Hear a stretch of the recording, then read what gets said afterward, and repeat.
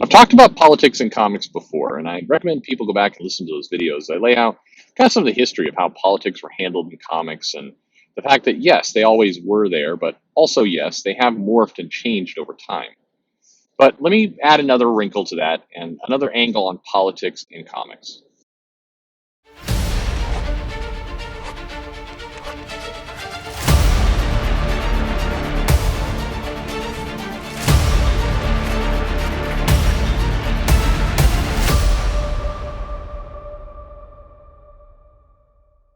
Hey everybody, this is Perch talking about politics in comics. And I mean, from a ground level, there's a couple basics here you'll either agree with or you won't. And like I said, I had some previous videos where I lay out my case.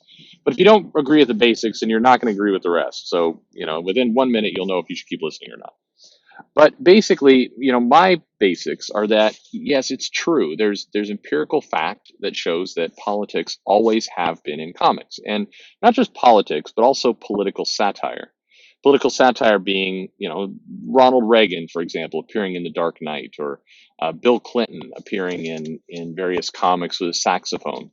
Not just as a face there, but also kind of mocking maybe some of their attributes. Ronald Reagan being described as saying kind of mommy a lot, which is what people would say about Nancy Reagan and his relationship, just kind of that dynamic. Or Bill Clinton being kind of a horny sex hound and playing his saxophone, or George W. Bush being a little dim. There's always been that kind of satire. But what's also happened is that it used to be a little bit more nuanced. And I use the word evergreen in past videos to describe how politics used to be handled, which is the editorial or the writers of the comics would include satire, but they'd also be very cautious to, insert those politics or insert that satire in a way that will age as best as possible. They don't want to make a comic that goes so overboard with the satire or the use of politics that 5 years from now or 10 years from now, it feels incredibly dated and poor. And there's a lot of comics in the 90s with the extreme, with three X's extreme kind of stuff. Today, if you read, they seem kind of, depending on who you are in your era, they either seem nostalgic or they seem super, super weird and cringy. And it is funny, by the way, just as a lesson for all of you as you get older. One of two things, either the era you grew up with will be fond and nostalgic. You ever met somebody who's like they really love the cool parts of the 70s and the disco and all the rest, and you're like, that stuff is gross. Well, it's kind of the same thing with people who love 90s comics, or probably, in fairness, people like myself who, like a lot of things in the 80s. I'll tell, I'll go to the Guns N' Roses concert and people will look at me like, you're one of those. It's like, well, yeah, it brings out good memories. That's how life works. Anyway, but on politics, one thing that has changed about our society, not comics, but our society, is that politics are omnipresent in our discussions.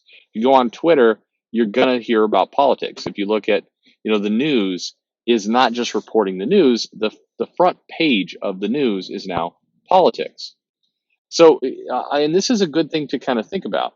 If you go back in time, 20 years, CNN, the headlines would be things like, "There's an earthquake here. There's a big event that's happening over here." Or if they talked about places like the UK election is happening and it's a major election, and so that's front page news. But the next day, we're talking about whatever. There's a new car that's come out. Hey, there's the Tesla truck. Whatever. There's just news.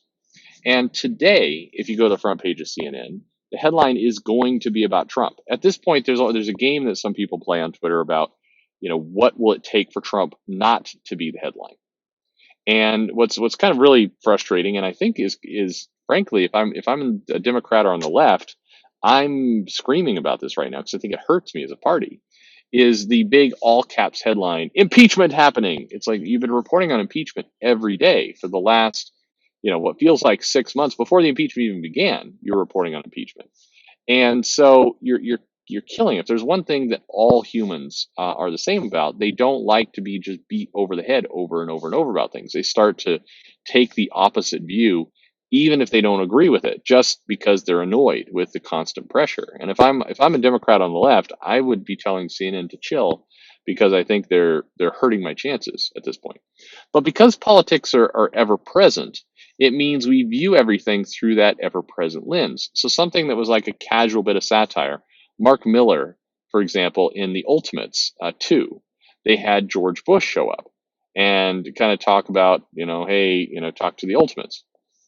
And kind of a friendly but goofy way. I mean, he was, W was, not handled as like a superstar. He was just handled kind of a dopey politician. And nobody really complained. I remember like one or two people going, I wish they'd keep Bush out of this comic. People who don't like Bush. And on the other side, I wish people wouldn't make fun of Bush. But nobody really cared because it was kind of one panel, one page, didn't really matter. But at the same time, you didn't have people on MySpace or whatever was going. I don't think MySpace was around even then. You didn't have people going on all the time about W. Bush every single minute of every single day. Today, you do have people going on with Trump every single minute of every single day. So even if the exact same comic played out, you had one panel of Trump, you would see people go up in arms and be super pissed, saying, there's too many politics in comics. Why are politics in comics? It's too much. It's too much. And the reality is, comics in that regard haven't changed too much. It's just that everything around us has changed. Now, you may be thinking at this point that I'm making an excuse and I'm saying, well, we should, it's always been this way. It's always been this way. It hasn't. Like I said, politics have changed in comics. They're not handled as elegantly. They're not done in a neat and tidy way. They're done in a ham-fisted, often in-your-face, sloppy way that doesn't age well. I mean, even some of the politics that were put in comics back when Trump was first elected look really weird now. They don't look good. They look very dated, which is not what people want for comics. But like I said, on the other hand, because there's so much attention to politics all the time, even tiny references suddenly are in your face and they bother you more, and your nerves are frayed. Now, why is that still a problem for comics? I mean, I think people in comics would simply go, well, that's not my fault. I'm just responding to the climate around me. And therein is the statement that we should pay attention to. You're responding to the climate around you. And one of the things that good satire, good writing, and yes, good comics does is that they respond neatly and elegantly to the world around them. They don't beat people on the head. They know how to land a good story. And so if the world has changed into this omnipresent political theater, then comics has more of an obligation to provide escapism from it, or lean all in and do a completely political comic.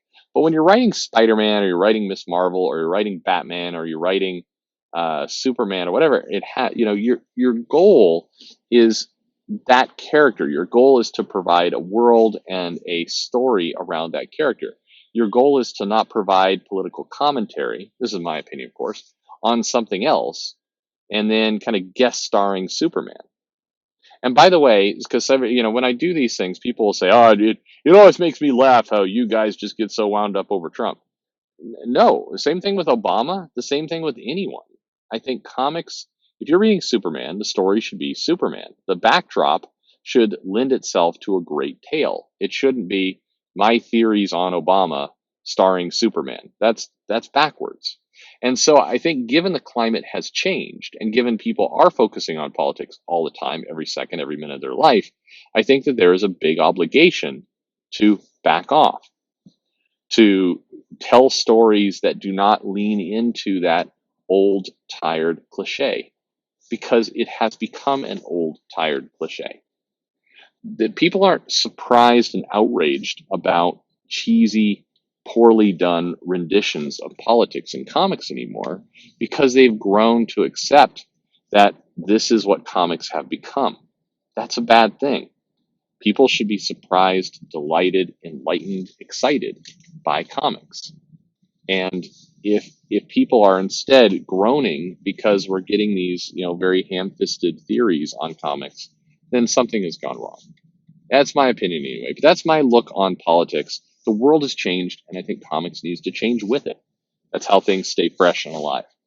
Anyway, what do you think? Do you agree? What are your thoughts on the matter? I like to talk to people about these topics. I like to hear what you have in mind. So leave me a comment if you would. Like, subscribe. Follow me on Twitter at Comic Perch. And thanks for listening.